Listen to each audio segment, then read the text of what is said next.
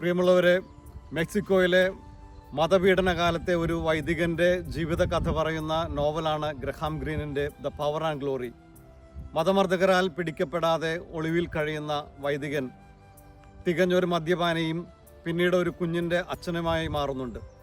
അവസാനം പിടിക്കപ്പെട്ട് വധശിക്ഷയ്ക്ക് വിധിക്കപ്പെടുമ്പോൾ വൈദികൻ പറയുന്നൊരു കാര്യമുണ്ട്: അല്പം കൂടെ ധൈര്യം കാണിക്കാൻ ഞാൻ തയ്യാറായിരുന്നെങ്കിൽ എനിക്കും ഒരു വിശുദ്ധനാകാമായിരുന്നുവെന്ന്. നന്മയിൽ, വിശ്വാസബോധ്യങ്ങളിൽ ഉറച്ചു നിൽക്കാൻ നമ്മെ സഹായിക്കുന്ന ഏറ്റവും വലിയ പുണ്യമാണ് ധൈര്യമെന്ന് പറയുന്നത്. എല്ലാറ്റിനോടും യെസ് പറഞ്ഞ് ജീവിക്കുവാൻ നമുക്ക് വളരെ എളുപ്പമാണ്.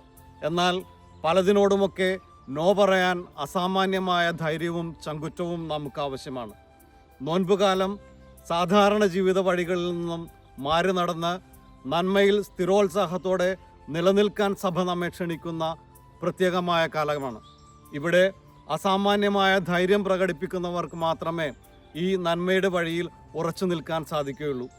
ബോധ്യങ്ങളിൽ, നിലപാടുകളിൽ ഉറച്ചു നിൽക്കുന്നവരൊക്കെ വ്യത്യസ്തരാണ്. അറബിക്കടൽ ഒന്നാകെ അലയടിച്ചു തനിക്കെതിരെ വന്നാലും തൻ്റെ ബോധ്യങ്ങളിൽ നിന്ന് പിന്മാറില്ല എന്ന് പറഞ്ഞ പ്രതിപക്ഷ നേതാവ് വി ഡി സതീശനെ ഈയിടെ കാണാൻ കഴിഞ്ഞു. നന്മയിൽ, ബോധ്യങ്ങളിൽ ഉറച്ചു നിൽക്കാൻ അസാമാന്യമായ ധൈര്യമുള്ളവർക്ക് മാത്രമേ സാധിക്കുകയുള്ളൂ. ഈ ധൈര്യമെന്ന പുണ്യം നേടിയെടുക്കാനുള്ള കാലമായി ഈ നോൻപുകാലത്തെ നമുക്ക് മാറ്റിയെടുക്കാം.